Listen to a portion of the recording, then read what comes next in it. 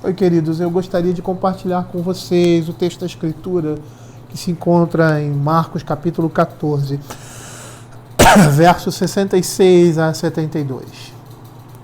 Diz assim a palavra do Senhor. Estando Pedro embaixo no pátio, veio uma das criadas do sumo sacerdote e, vendo a Pedro que se aquentava, fixou e disse: Tu também estavas com Jesus o Nazareno. Mas ele o negou, dizendo: Não o conheço, nem compreendo o que dizes. E saiu para o alpendre, e o galo cantou. E a criada, vendo-o, tornou a dizer aos circunstantes: Este é um deles. Mas ele outra vez o negou. E pouco depois os que ali estavam disseram a Pedro: Verdadeiramente és um deles, porque também tu és Galileu. Ele, porém, começou a praguejar e a jurar: Não conheço esse homem de quem falais. E logo cantou o galo pela segunda vez. Então Pedro se lembrou da palavra que Jesus lhe dissera: Antes que 2 vezes cante o galo, tu me negarás 3 vezes. E caído em si, desatou a chorar. Vamos orar. Senhor, eu quero te agradecer, ó Pai, pela tua palavra. Quero te pedir que nesse momento em que somos impedidos de estar, ó Senhor Deus, em culto, em comunhão, Senhor Deus, em assembleia solene, Pai, que esse período que tenhamos, ó Senhor Deus, nas nossas casas, em culto doméstico, que essa palavra que será trazida possa, Senhor Deus, saciar, ó Pai, a nossa sede, nos dar, ó Senhor Deus, alento, Pai, na expectativa de que iremos, ó Senhor Deus, ao tempo mais breve possível nos reunir de novo. Possamos ser edificados pela tua palavra, Senhor, em nome de Jesus. Amém. A narrativa de Mateus capítulo 14, versos 66 a 72, mostra Pedro negando ao Senhor Jesus. E não há coisa mais melancólica e triste de ver do que um verdadeiro crente escorregar e cair no pecado, como é aqui com Pedro.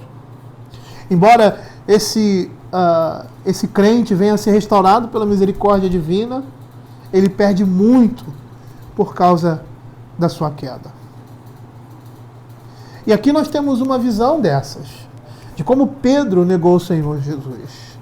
Uma narrativa dolorosa, mas instrutiva para nós crentes. Eu gostaria de abordar alguns aspectos. O primeiro aspecto que eu gostaria de abordar nesse texto é quão profundo e vergonhosamente um santo de Deus pode cair. Simão foi um dos mais eminentes apóstolos de Jesus Cristo. Ele recebe elogios da parte do nosso Senhor Jesus após a confissão que fez. Aí em Mateus capítulo 16, verso 16 e 17, que diz: Então Jesus lhe afirmou: Bem-aventurado és Simão Barjonas, porque não foi carne e sangue que te revelaram, mas meu Pai que está nos céus. Depois dele ter feito aquela confissão, reconhecendo que o Senhor Jesus era o Filho do Deus Altíssimo. Pedro também desfruta de vários privilégios. Ele é alguém que o Senhor mostra a sua misericórdia de uma forma muito especial.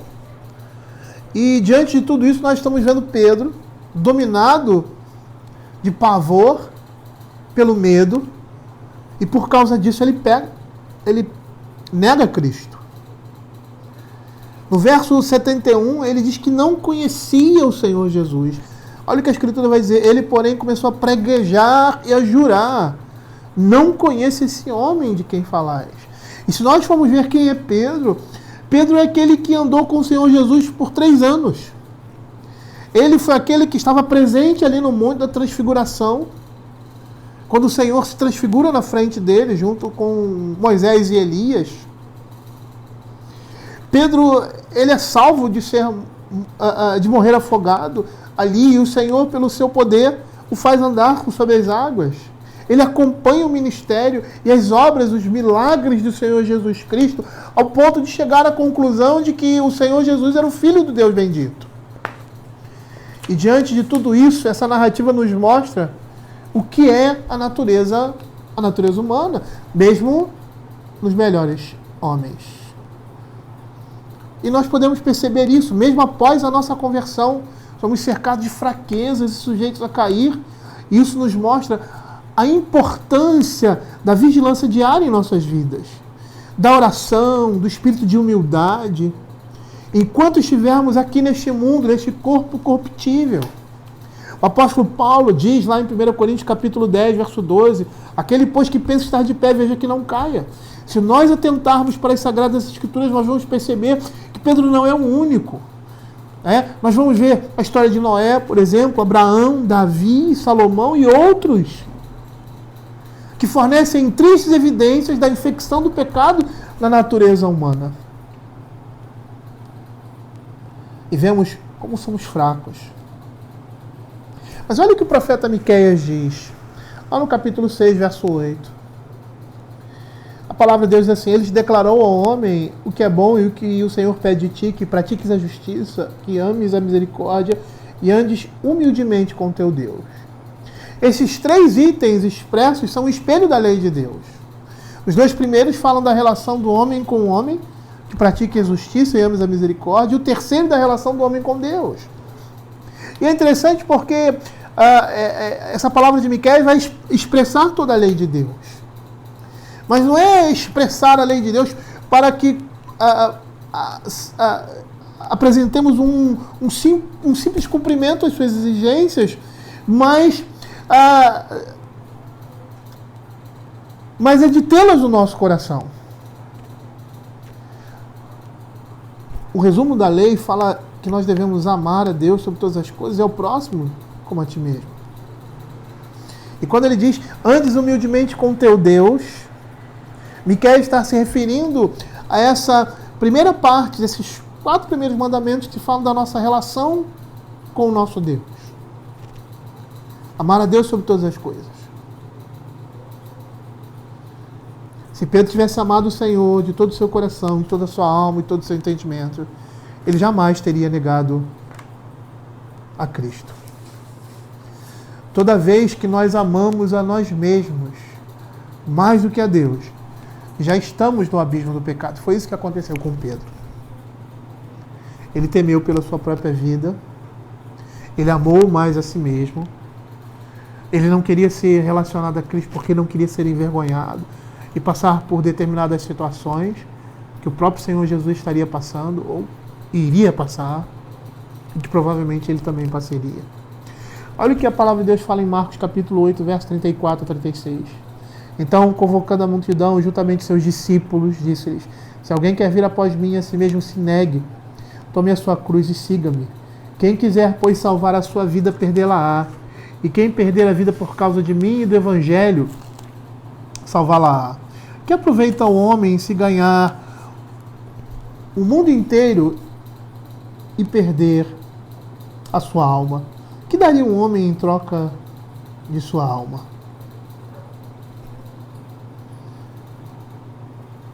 Reconhecendo, queridos, a nossa fraqueza, e por melhores que sejamos, podemos cair no pecado. Precisamos nos sustentar em Cristo Jesus, pois a nossa suficiência vem dele. E fazer como o profeta Miqueias diz: andar humildemente com o Senhor. E é interessante nós percebemos que a gente vê essa prepotência em Pedro.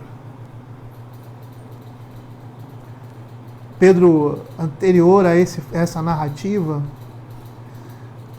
no momento em que o Senhor estava se conduzindo para Jerusalém, nos momentos finais da sua vida, Pedro disse que se todos o negassem, ele permaneceria com o Senhor.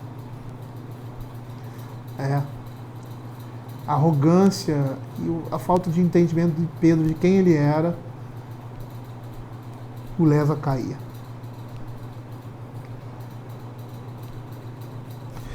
Outro aspecto que eu gostaria de chamar a atenção dos irmãos, ainda dentro desse escopo, como uma pequena tentação pode levar um crente a uma grande queda.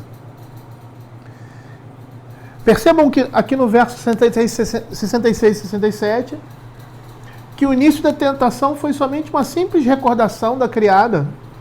Olha o que o texto vai dizer. Estando Pedro embaixo no pátio, veio uma das criadas do sumo sacerdote. e vendo a Pedro que se aquentava, fixou e disse: tu também estavas com Jesus, o Nazareno. Aparentemente, aquela criada só recordou apenas que Pedro costumava acompanhar o Senhor Jesus. E aquilo foi o suficiente para que a fé daquele homem se perdesse. Aquele que anteriormente disse que, se fosse necessário, morreria com ele, teme a voz de uma serviçal que não tinha poder algum sobre ele e nega Cristo. E nem estava aqui em questão qualquer situação de morte ou perigo iminente. Percebam a situação em que Pedro se encontra. O principal dos discípulos escolhidos pelo nosso Senhor Jesus foi desencorajado pelas palavras de uma simples serviçal. Não eram homens armados, não era nenhuma autoridade, mas apenas uma mulher que servia. E isso nos mostra que nenhuma tentação é tão pequena ou insignificante que não possa nos vencer. A menos que oremos e vigiemos para resistir à tentação, nós não devemos pensar que, por ser pequena ou insignificante, podemos, pelas nossas próprias forças, sair incólume de qualquer que seja a dificuldade criada por ela. Paulo reconhecia na sua vida que podia passar por toda e qualquer situação. Por quê? Porque ele se fortalecia em Deus. Ele diz: tudo posso naquele que me fortalece. E é isso que nós precisamos entender. A nossa força está no Senhor e só nele. Se Deus nos deixasse a nossa própria sorte, seríamos como uma cidadela sem fortificação, uma presa fácil para o inimigo das nossas almas. Lembre-se, não há nada pequeno demais no que concerne as nossas almas. E por menor que seja uma tentação, ela é tão avassaladora, ela é tão destruidora em seus efeitos, como qualquer outra tentação maior. E último aspecto que eu gostaria de levantar com relação a esse texto. E é um aspecto maravilhoso. Porque todo desvio impõe ao crente uma profunda tristeza. E nós vamos perceber que isso é uma bênção na vida do crente. Quando Pedro reconhece o pecado, ele chora. E nós podemos até imaginar o que deve ter sido aquilo para ele naquele momento. Porque todos nós já passamos por isso. Eu me lembro do texto de Lucas, quando fala sobre o filho pródigo, e a mesma expressão que ele usa aqui, caindo em si. Ele percebe aquele jovem ali, a exemplo do que nós estamos falando, ele percebe a situação constrangedora, a situação triste em que ele se encontra. Um homem que vivia muito bem, era um homem rico, abastado, agora está pior do que o pior miserável daquela região, vivendo no meio de porcos, no meio da lama. E é isso que o pecado faz conosco.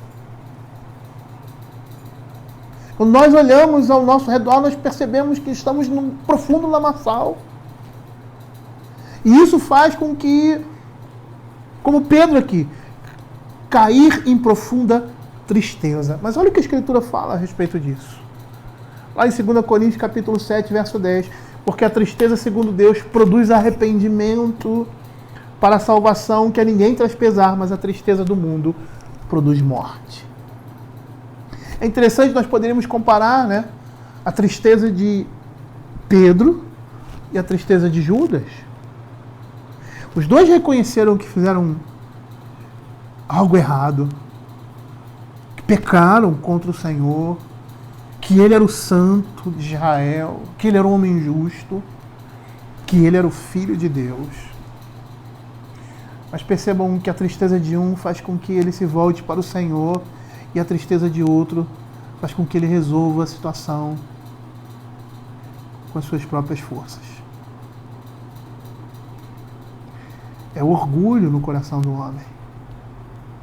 Miqueias diz: andes humildemente com teu Deus.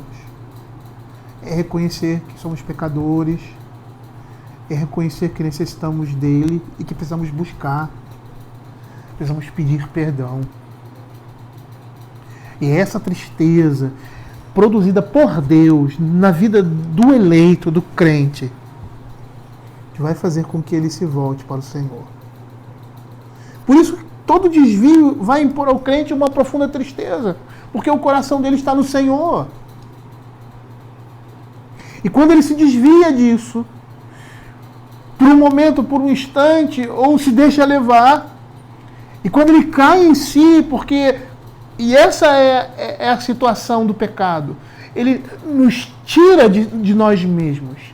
Nós somos como loucos. E a ideia aqui de cair em si é isso, de uma loucura. É de você estar completamente cego diante de uma situação louca. Você não consegue perceber a situação em que você se encontra. E quando você reconhece isso, você cai em prantos.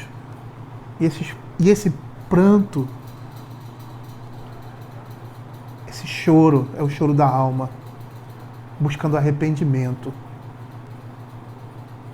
daquele que pode, o único que pode, perdoar os nossos pecados. Foi por isso que Cristo morreu.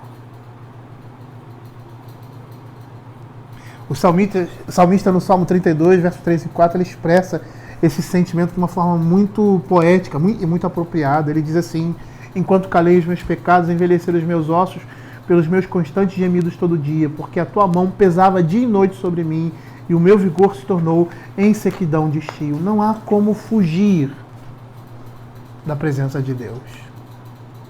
Ainda mais nós que somos seus filhos, o Senhor tem misericórdia de nós, se compadece de nós, e na nossa miséria Ele nos alcança. E a tristeza produzida por Deus é uma tristeza que leva à cruz de Cristo. Percebam o que o salmista no Salmo 32 vai falar ali: a vergonha, o amargo arrependimento, um sentimento de profundo pesar e dor no coração. E ele expressa isso dizendo que o seu vigor se tornou seco como num verão escaldante.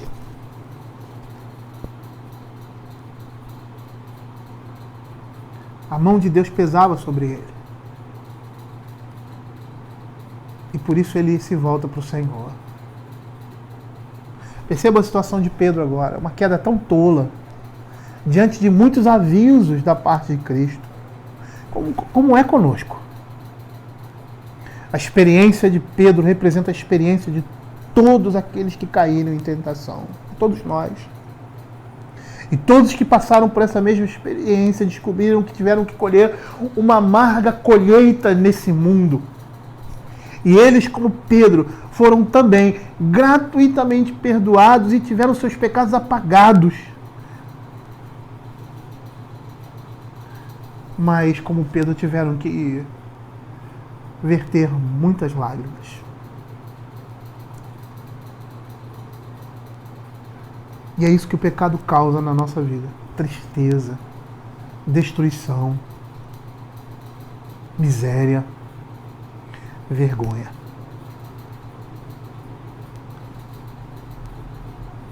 Mas sabe o que nos aguarda? E apesar de nos causar tristeza, nós precisamos perceber, diante dessa situação,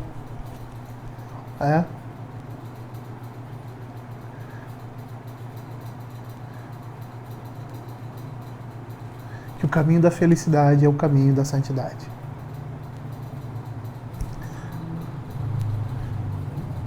Que o caminho da bem-aventurança é o caminho da paz. E é esse caminho que o Senhor quer que nós trilhemos. Olha o que o Salmo capítulo 32, verso 10 vai dizer: muito sofrimento terá que curtir o ímpio, mas o que confia no Senhor, a misericórdia o assistirá. Senhor Jesus estava morrendo ali, naquele momento, pelo pecado de Pedro. O pecado de negá-lo, naquele momento tão crucial na sua vida. Ele fica só e vê aqueles que estão próximos fugirem e virarem como Pedro as costas para ele. Mas perceba a própria narrativa anterior a essa, que o Senhor disse que Satanás ia peneirá-lo e que ele preservou a alma de Pedro. É o Senhor que nos preserva nesses momentos de tentação. Nós precisamos entender que, por mais que o pecado possa parecer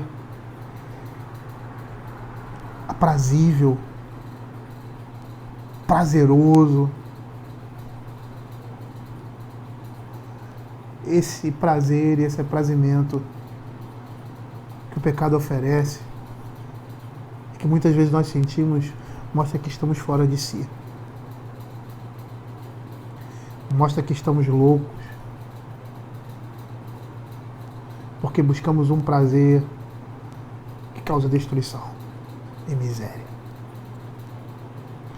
O salmista diz assim no Salmo 32, verso 2: muito sofrimento terá de curtir o ímpio, mas o que confia no Senhor, a misericórdia assistirá. É interessante porque a Escritura ela nos dá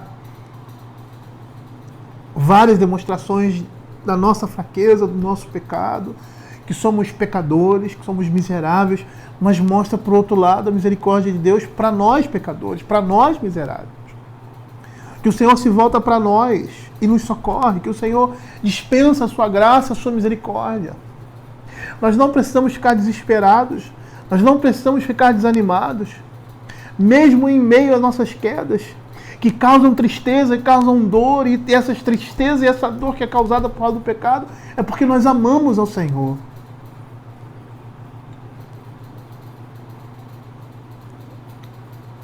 Mas olha o que diz a palavra do Senhor: a misericórdia do Senhor o assistirá. Alegrai-vos no Senhor e regozijai-vos aos justos. Exultai, vós todos que sois retos de coração. Até parece uma contradição, né? Ele fala de pecado e fala de retidão de coração. Nós vamos perceber nessa aparente oposição que a santidade e a retidão do nosso coração está em Cristo Jesus. É Ele quem nos dá isso. Se muitas vezes nós preferimos amar mais a nós mesmos e pecamos, e quando reconhecemos isso, nos envergonhamos e nos voltamos para o Senhor, essa vergonha, esse retorno, é porque a misericórdia do Senhor está nos assistindo. É porque Ele está lançando sobre nós a sua santidade. E com essa santidade é impossível conviver em paz com o pecado.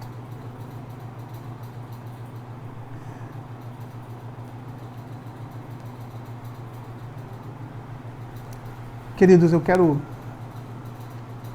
dizer para vocês, nesse momento, terminando essa pequena meditação, como vemos aqui nessa narrativa, a nossa imagem refletida em Pedro, na nossa fraqueza e na nossa fragilidade, e a graça perdoadora e redentora de Cristo em nossas vidas, na pessoa do nosso Senhor e Salvador Jesus Cristo, nos concedendo arrependimento para a vida, como concedeu para Pedro. Vamos orar. Senhor, diante da Tua palavra, Pai, nós reconhecemos, ó Pai, que somos pecadores. Nós reconhecemos, ó Pai, a nossa fraqueza, Senhor Deus. E por isso a necessidade, Senhor Deus, de nos apegarmos ao Senhor, de de colocarmos o nosso coração nele, de confiar nele, Pai. De não temermos, ó Senhor Deus, as circunstâncias, de não temermos, ó Pai, as situações, ó Pai, mas confiar no Senhor, ó Pai. Porque por mais que possa nos parecer situações difíceis, ó Pai, até o perigo da nossa própria vida, o Senhor está conosco. E a nossa vida nesse mundo, Senhor Deus, nada mais é e não representa, Senhor Deus, nada diante daquilo que o Senhor tem preparado para nós. Que o Senhor tenha misericórdia de nós, ó Pai. E que o Senhor esteja nos sustentando em nossa fraqueza, Pai. E que diante disso, Senhor, possamos, ó Pai, estarmos mais dependentes do Senhor, buscando o Senhor, Deus, constantemente. Que o Senhor tenha misericórdia de nós, ó Pai.